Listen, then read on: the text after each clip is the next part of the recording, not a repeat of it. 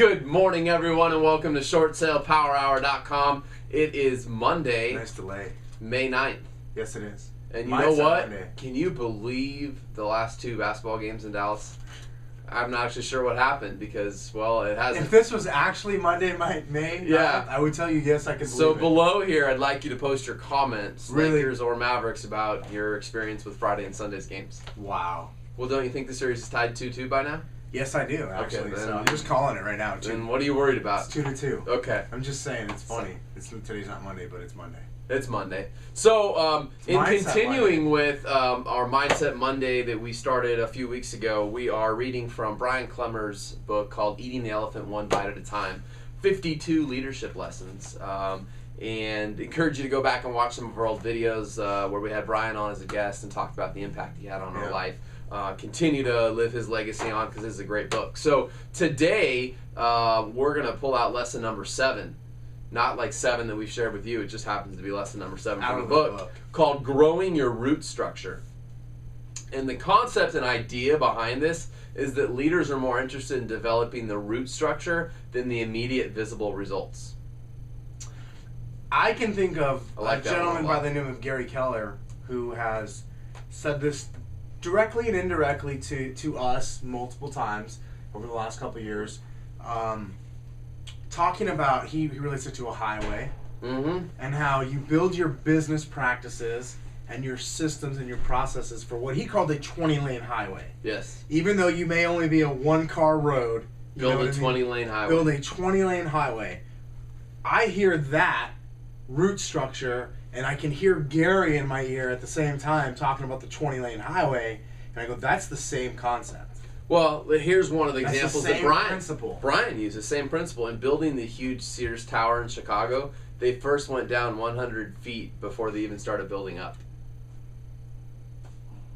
Structure. Building structure. Yes. And literally, there's an example of a Chinese bamboo tree where when it's planted, apparently, for the first 90 days, you don't see any growth. And then in a few short months, it can grow up to 90 feet tall. Whoa. So, How do you like that? root structure. I mean, that's huge. That's going, hey, build for what you want, what you expect to come, what you're hoping to come. Well- Don't just build or do for what's right in front of you. Like, many What? agents, short sales or not, many agents just go, well, what are my problems today? And they hire for an immediate need. Or they create a system for an immediate Let's talk need. around sports rather than real estate, though. Okay. No, seriously, though. Let's do it. Like, you love baseball. Like, Yeah. let's talk around, I'll use the 2001 Arizona Diamondbacks, for example. Oh, I hate Like, that. what was that team built for? That An 2001. immediate result. Yeah, and it what was did built it for get? 2001. Yeah, I mean, Brian uses the example here about sports. But think about some of the other teams. Think of the Yankees, for example. Or, I mean, insert whatever team you want. We could go to basketball and talk about the Lakers. It doesn't really matter. The point is sports franchises that are usually hugely popular have, at some level, built for long-term success. Absolutely. Not just the 1 year. You know, they don't just run out and get like 9 free agents and bring them all into their team. Well, For the 1 Yankees year. do kind of do that sometimes. Well, they But- bring in one per year. Yeah. They bring in one. They bring in the best one. every But single they, year. they build a highway literally bigger than just an immediate result. They're Well, literally thinking down the How, road. and how is that different than our real estate business? I'm not trying not, to no, not it's- talk about that, but how many times has Gary Keller said to you and me and to everybody else in the room, hey, you cannot have too much talent. There is never not room for a talented individual to be on your team. Yeah. It's the same concept. People will bash Phil Jackson all the time for even though the guy's won 11 NBA championships as a coach.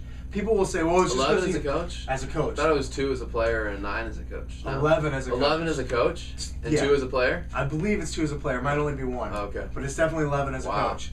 But people will say, well, it's because he had Michael Jordan and then he had Kobe Bryant. Well, BS. He's the best recruiter in the entire history of the NBA. He went and said, I will take all the talent possible on my team. I will collectively get them there. Right? How is that any different? Yeah. It's not. I mean, you bring it all in. Great. As much, you can never have too much talent. I love it. That's it.